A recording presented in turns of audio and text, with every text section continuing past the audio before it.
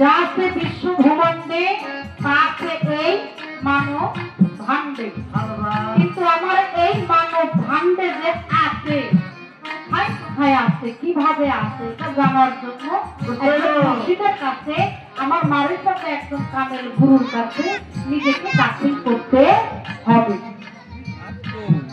আজকে যিনি শরীয়ত করছেন উনি কিন্তু গুরু ধরা একজন ব্যক্তি, ওনারও গুরু আছে, পালা করতে হয়, তাই সে পালায় পালা করছে। সেখান থেকে আমি বলবো যে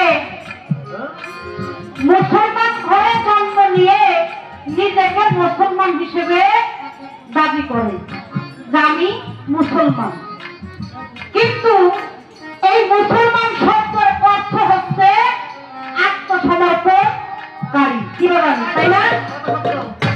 মুসলমান শব্দের অর্থ হচ্ছে আত্মসমর্পণকারী।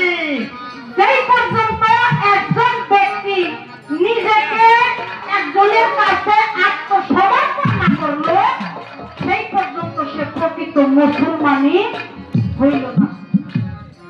নিজেকে আত্মসমর্পণ না করলে আমি মুসলমানই না, সেখানে শরীয়তের মূল্যায় কি আর মারিফতের ফকিরি কি?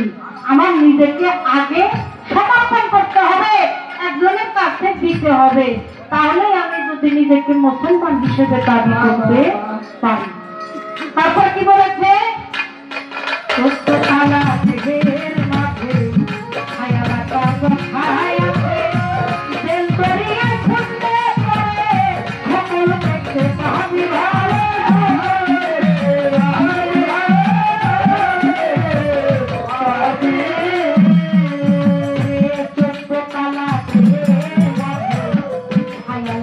Hey!